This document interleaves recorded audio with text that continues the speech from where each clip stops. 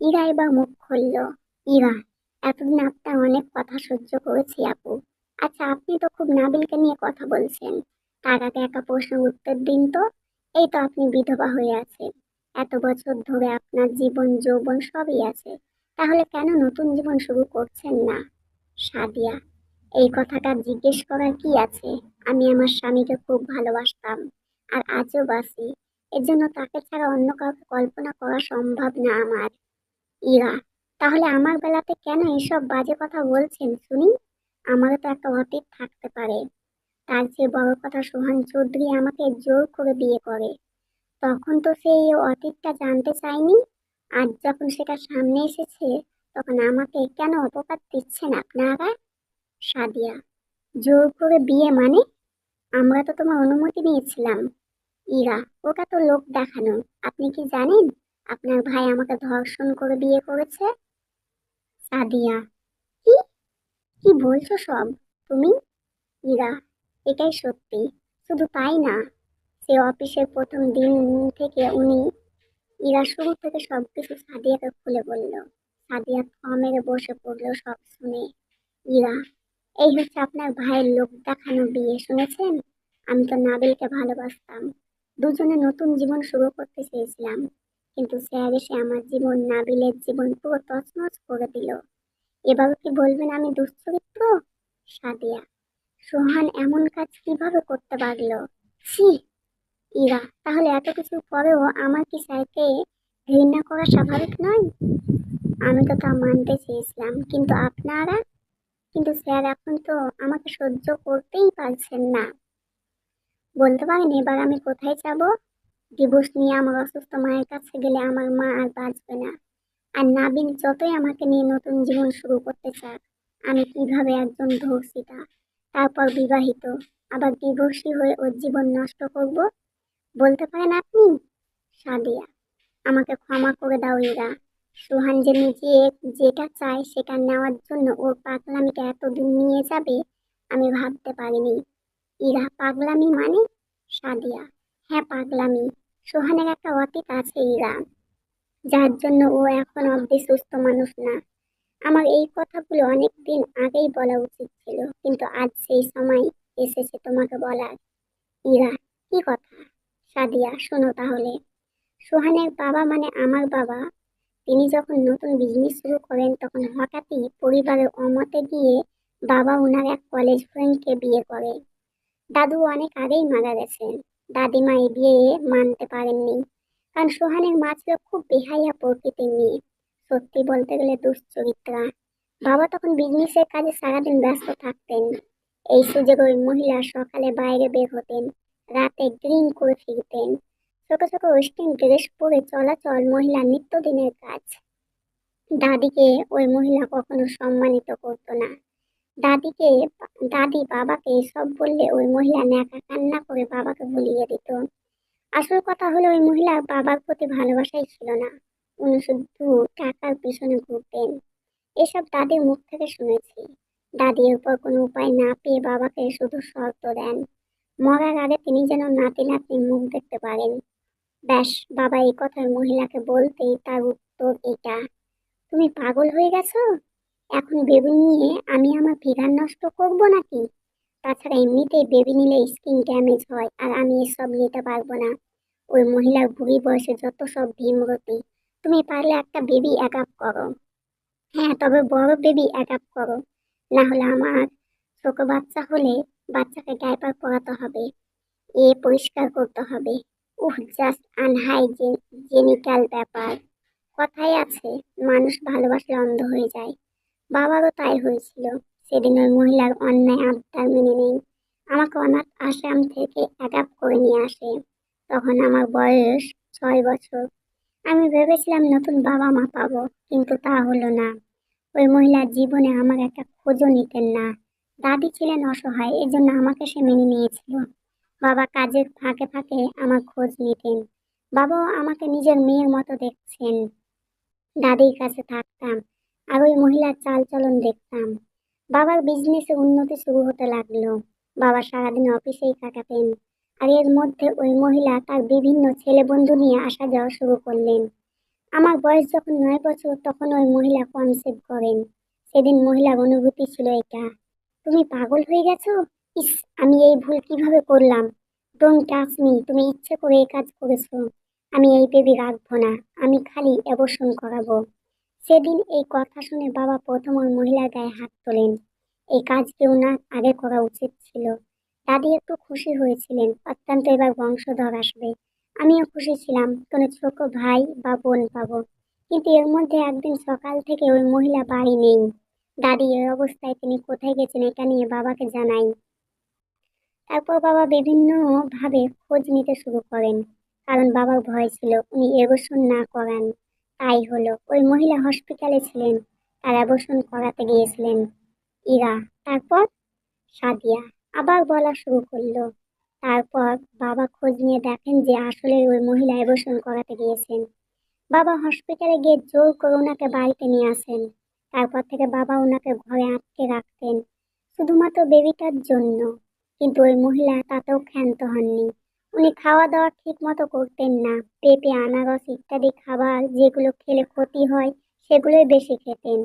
এভাবে আস্তে আস্তে ওনার ডেলিভারির ডেট আসে।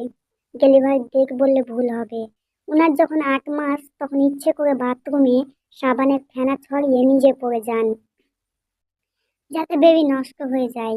তারপর ওই দিন হসপিটালে ওনাকে নেওয়া হয়। আর 8 মাসে অপুষ্টভাবে ভাইয়ার জন্ম হয়। ও জন্মের সময় থেকে খুব উইক ছিল, যেহেতু 8 মাসে জন্ম। তারপর আবার ওই মহিলার খাবার নিয়ে ইচ্ছে করে হেলাফেলা করতেন। উনি শুধু জন্মই দিয়েছিলেন, তারপর থেকে ভাইয়া দাদির কাছে, আমার কাছে, আর বাবা বাড়ি ফিরলে বাবার কাছে এভাবে থাকতো। ডাক্তার ভাইয়ার জন্মের সময় বলেছেন যে ভাইয়ার ব্রেন ততটা ডেভেলপ হয়নি, ছোট থেকে ওর ওপর যেন তেমন কোনো প্রেসার না দেওয়া হয়। এভাবে দিন চলছিল। ওই মহিলা কখনো ভাইয়াকে ফিটিং পর্যন্ত করেনি, শুধু বাবা আসলে বাবার সামনে কোলে নেওয়ার নাটক করতো। কিন্তু ভাইয়া যত বড় হতে লাগলো তত মা ভক্ত হলো বেশি। ও ও শু- ও শুধু ওই মহিলার কাছে যেতে চাইতো, কিন্তু উনি ওকে সহ্য করতে পারতেন না। তুমি আরো শুনে অবাক হবে, ভাইয়ার যখন 5 মাস বয়স তখন একদিন ওই মহিলা ঘুমিয়েছিল। ভাইয়া কান্না করছিল খুব, দাদিও বাসায় ছিল না, তাই আমি উপায় না পেয়ে ওকে ওনার কাছে নিয়ে যাই। উনি খুব রেগে যান ঘুম থেকে ডাকার কারণে। ভাইয়াকে বিছানায় বসিয়ে দিলে উনি ধাক্কা মেরে ভাইয়াকে খাট থেকে ফেলে দেন। এবার মাথা থেকে ভাইয়ার 3টে সেলাই লেগেছিল। আমার আজও মনে আছে, ভাইয়ার বয়স যখন 2.5 বছর তখন একদিন দাদিকে বাবা ডাক্তার দেখাতে নিয়ে যান। সেদিন উনি ভাইয়ার জন্য খাবার নিয়ে ঘরে গিয়ে দেখি উনি জ্বলন্ত কয়েল ভাইয়ার নাকের কাছে ধরে মুখ চেপে ধরে রয়েছেন। ভাইয়া কাঁদছে আর হাত পা ছোড়াছুড়ি করছে। আমি ভাইয়াকে বাঁচাতে গেলে উনি আমার নাকে জ্বলন্ত কয়েল ধরিয়ে দেন। ওই দিনই বাবা দাদিকে নিয়ে আসার সময় এই দৃশ্য দেখেন। সেদিন ওই মহিলাকে থাপ্পড় মেরে বাবা বাড়ি থেকে বের করে দেয়। এরপর থেকে ভাইয়া কেমন যেন চুপচাপ হয়ে যায়। ওকে যখন স্কুলে নিয়ে যেতাম তখন যেসব বাচ্চাদের সাথে তাদের মায়েরা আসতো, ও তাদের দেখে কাঁদতো, তাকিয়ে থাকতো ওইদিকে। ও সারাদিন মন মরা হয়ে থাকতো। এভাবে ও যত বড় হচ্ছিল ততই ডিপ্রেস হচ্ছিল। বাবা আর উপায় না পেয়ে ওই মহিলাকে নিয়ে আসে, মহিলাও চলে আসে। কিন্তু উনার উদ্দেশ্য খারাপ ছিল। উনি তখন আরেকটা লোকের সাথে অবৈধ সম্পর্কে জড়িয়েছিলেন। বাবা কিছু বলতে পারতেন না। তারপর আরো দুঃসময় আসে। হঠাৎ করে বাবার বিজনেসের লস শুরু হয়। এর মধ্যে দাদিও মারা যায়। আমাদের 2 ভাই বোনের কষ্ট যেন আরো বাড়ে। ওই মহিলা অন্য একজনের সঙ্গে সম্পর্কে জড়িয়ে আছেন এটা বাবা জেনে যায়। আরেক দফা তর্কাতর্কিত হয় বাবার উনার সাথে। এরপর থেকে বাবা উনাকে বাড়ি থেকে বের হতে নিষেধ করতেন। এবার উনি নতুন ঢং শুরু করেন, আমাকে আর ভাইয়াকে স্কুলে দিয়ে আসবে এই নামে বের হতেন। আমার ক্লাস ভাইয়ার অনেক পরে শেষ হতো, ততক্ষণ উনি ভাইয়াকে গাড়িতে লক করে রেখে ওনার বয়ফ্রেন্ডকে নিয়ে টাইম পাস করতেন। ড্রাইভার আঙ্কেল বাবাকে এটা জানায়। ভাইয়াও কেমন যেন হয়ে যায়, আগের মতো মহিলাকে দেখতে পারেন না। এর মধ্যে ওই মহিলা তার ওই বয়ফ্রেন্ডের সাথে পালিয়ে যান বাবার অনেক টাকা পয়সা নিয়ে। বিপদের পর আরেক বিপদ। ভাইয়ার যখন 11 বছর বয়স তখন একদিন আমি স্কুল থেকে বেরিয়ে ভাইয়াকে কোথাও খুঁজে পাইনি। বাবা পুলিশ কমপ্লেন করে। ওই দিন ওই মহিলা বাবাকে ফোন করে আর বলেছিল, তোমার ছেলেকে যদি জীবিত চাও তাহলে টাকা নিয়ে এসো, না হলে ওকে আর পাবে না। উনি নিজের ছেলেকে কিডন্যাপ করেন। তাও কি কারণ জানো? উনার আর উনার বয়ফ্রেন্ড বিদেশে একটা বিজনেস স্টার্ট করেছিল, সেটা লস হয়েছে, টাকা লাগবে এই জন্য। বাবার এক সিআইডি বন্ধু ছিল, ওই আঙ্কেলই পরে ভাইয়াকে খুঁজে বের করে। এই 5 দিন লেগেছিল ভাইয়াকে খুঁজতে। ওই মহিলা আর উনার ওই বয়ফ্রেন্ডকে পুলিশে দেওয়া হয়। তুমি জানো না সেদিন ভাইয়াকে দেখে কতটা কষ্ট পেয়েছিলাম আমি। অতটুকু বাচ্চাকে ওরা চেয়ারের সাথে বেঁধে রেখেছিল, খেতে দেয়নি, খুব মেরেছিল। এরপর ভাইয়াকে অনেকদিন হসপিটালে অ্যাডমিট রাখতে হয়েছিল। তারপর থেকে ভাইয়া কেমন যেন হয়ে যায়, আমাকেও সহ্য করতে পারে না। দেখলে এটা ওটা ছুঁড়ে মেরে আঘাত করে। তোমার মনে আছে? তোমার বিয়ের পরের দিন তোমাকে একটা বন্ধ ঘরের সামনে থেকে নিয়ে এসেছিলাম। ইরা, হ্যাঁ, সাদিয়া, ওইটা ওই মহিলার ঘর ছিল। ওর পর থেকে ভাইয়া ওই রুমে গিয়ে যা পেত ভাঙচুর করতো। একদিন নিজেই দরজা লাগিয়ে দেয়, তারপর থেকে যেই ওই রুমে যেত তাকে আঘাত করতো। ওর অবস্থা খুব খারাপ হয়ে গেছিল। বাবা ডাক্তার বন্ধু থাইল্যান্ডে থাকতেন। বাবা উনাকে সব জানান। উনি ভাইয়াকে নিজের কাছে নিয়ে যান। উনি বলেন ভাইয়া আর কোনো সুস্থ মানুষ না, মানসিক রোগী। সেই থেকে 14 বছর ভাইয়া ওখানে থেকে চিকিৎসা, পড়াশোনা সব আঙ্কেল করিয়েছেন। তারপর ভাইয়া আস্তে আস্তে সুস্থ হয়। কিন্তু ওর যে কিন্তু ওর ওই যে ছোট থেকে ব্রেন ড্যামেজ, এজন্য ওর জেদ একটা, যা চাই তা দিতে হবে, না হলে ও কিছু পাওয়ার জন্য যা ইচ্ছে করে।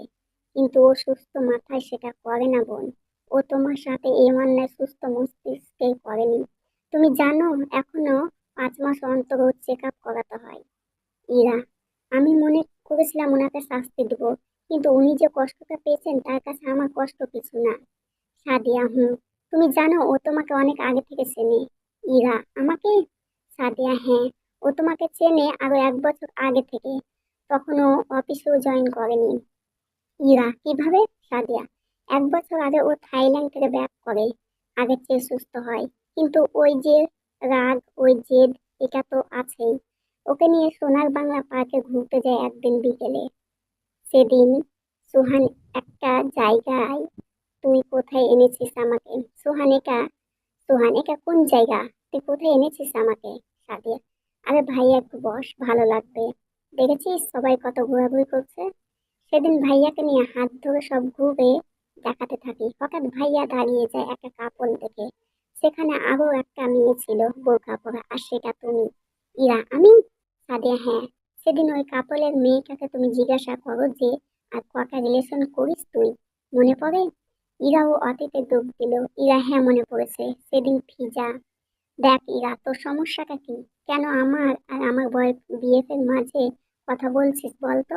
ইরা, তুই ইমরান ভাইয়াকে কেন ঠকাচ্ছিস সেটা বল। ফিজা, কে ইমরান? কি উল্টাপাল্টা বলছিস তুই? ইরা, আর কি বলবো, ইমরান ভাইয়া তোকে কত ভালোবাসে, বিশ্বাস কর, আর তুই তাকে মিথ্যা বলে আরেকজনের সাথে।